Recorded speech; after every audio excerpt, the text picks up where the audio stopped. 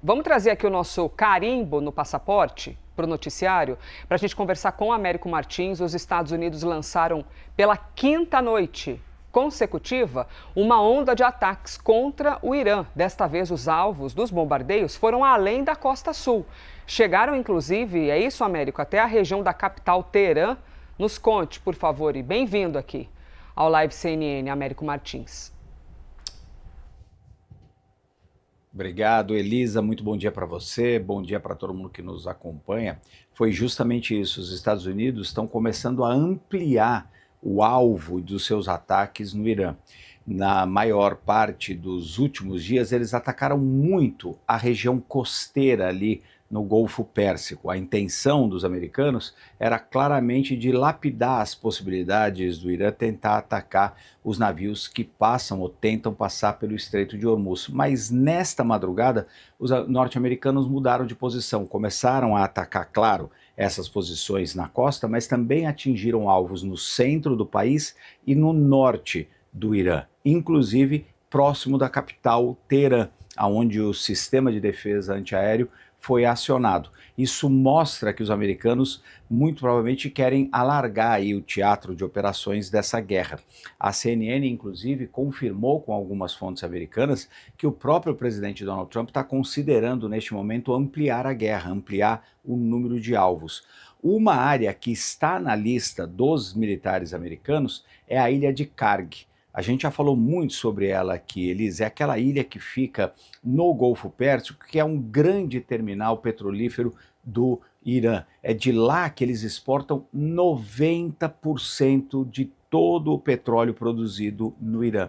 O presidente Donald Trump chegou a dizer no passado que poderia atacar a ilha, poderia eventualmente até ocupar a ilha com soldados americanos ou com soldados aliados de outros países. Essa seria uma manobra muito arriscada, porque se você tiver militares ocupando a ilha, eles seriam alvos muito fáceis para os iranianos manterem bombardeios constantes contra essa ilha. Por outro lado, seria uma forma de asfixiar ainda mais a economia do Irã.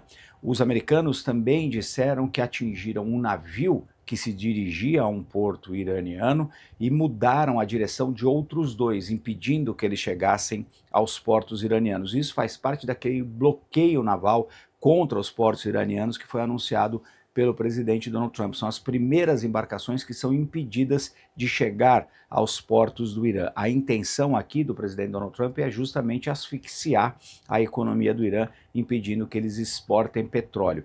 Na região do Estreito de Hormuz, até o início dessa manhã, nas últimas 24 horas, a gente tinha registro da passagem de apenas 13 navios pelo estreito. Isso mostra que toda essa batalha, todos esses ataques estão, na prática, fechando, sim, o Estreito de Hormuz para a maior parte dos navios que temem passar por ali sob a possibilidade de, eventualmente, serem atingidos. E o lado iraniano falou em 35 pessoas que teriam sido mortas nos últimos dias, mais de 300 que ficaram feridas, e o Ministério das Relações Exteriores do Irã disse que, neste momento, não existe a menor possibilidade de negociação com os Estados Unidos. Eles até deixam aberta a porta para uma negociação futura, mas neste momento eles contradizem o que falou o presidente Donald Trump, que disse que os iranianos queriam negociar, e estão dizendo que a principal missão é resistir aos ataques dos Estados Unidos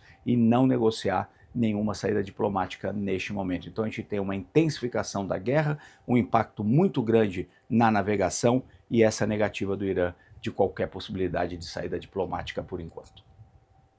Américo Martins trazendo para a gente, então, o noticiário em relação ao Oriente Médio e os problemas que continuam se multiplicando, né, Américo? Dia após dia que a gente vai acompanhando tudo isso. Inclusive, a gente tem, entre as matérias, vai atualizar meu site aqui, já aparece para vocês, entre as matérias mais lidas, opa, desculpa, passei muito rápido, né? Deixa eu chegar aqui até as mais lidas. Entre as mais lidas, a gente tem justamente assuntos envolvendo a guerra no Oriente Médio e também Donald Trump. Olha aqui, ó, Estados Unidos impõe sanções contra grupos acusados de auxiliar Irã a adquirir armas. E entre as mais lidas, também tem duas notícias envolvendo os Estados Unidos, mas de outro assunto que nós estamos desde cedo acompanhando, tá? Estados Unidos confirmaram um novo tarifaço de 25% a produtos do Brasil, notícia de ontem, das últimas horas, e que figura entre as mais lidas. E aí a gente já tem uma das grandes repercussões desta manhã entre as mais lidas, porque tem a tal da lei da reciprocidade. E já tem uma matéria aqui, ó, se houver retaliação, vamos rever nossas ações, dizem Estados Unidos sobre tarifaço. Retaliação entende-se como a lei da reciprocidade, né, que foi aprovada no Congresso e tudo mais, e o governo está dizendo que vai, de fato, aplicar tudo isso. Agora, tirando rapidamente... E ali apareceu aquela foto do Messi com o Lamine Yamal, tá bombando. Tirando rapidamente o meu espelhamento, para eu voltar aqui com vocês para a gente falar sobre outras questões do mundo e agora trazendo um olhar para a guerra no leste europeu. A Rússia lançou novos ataques contra a Ucrânia. Aí mostrando para vocês aqui no mapa, nós temos todo o território ucraniano e aí um estado de atenção, e eu vou te contando, tá? Sobre essa notícia. Um estado de atenção em 2 locais diferentes da Ucrânia, que é Odessa, que fica ali mais abaixo. Deixa eu colocar aqui em amarelo, que é mais fácil para a gente visualizar. Odessa, ali ao sul, e também aqui, ó, na capital, Kiev. Eles atingiram instalações militares e industriais. Autoridades ucranianas, inclusive, disseram que esses mísseis balísticos provocaram incêndios e mataram 2 pessoas na capital, Kiev. Portos em outras regiões também foram alvos de disparos. Um navio e uma lancha foram atacados enquanto se dirigiam para Odessa, que foi ali mais ao sul onde eu mostrei para vocês.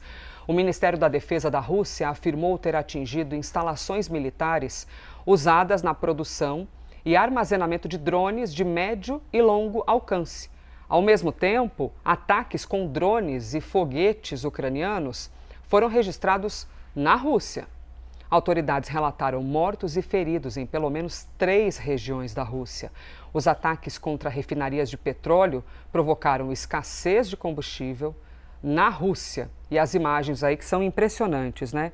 Que nós estamos aqui compartilhando com vocês.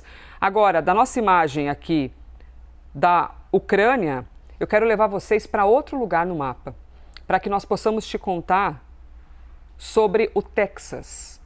Aqui, ó, Estados Unidos aparecendo. Tem notícia que chega do Texas. Muita chuva atingiu o estado.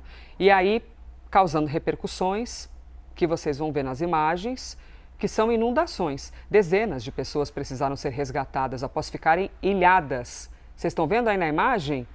A água subiu e aí, gente, é aquele desespero, né, para as pessoas tentarem se salvar e dezenas ficaram ilhadas. O mau tempo também causou alagamentos em mais de 100 estradas, prejudicando o transporte. O governador do Texas declarou estado de calamidade pública em 59 condados. Ele informou que as enchentes devem bater recordes na história do estado. No condado de Uvalde, a chuva que caiu em poucos dias equivale a tudo que é esperado para 6 meses. O Serviço Meteorológico alertou, inclusive, que o mau tempo deve continuar e que pode ser catastrófico. O Centro de Previsão do Tempo emitiu um alerta máximo de risco de inundações nos últimos 2 dias.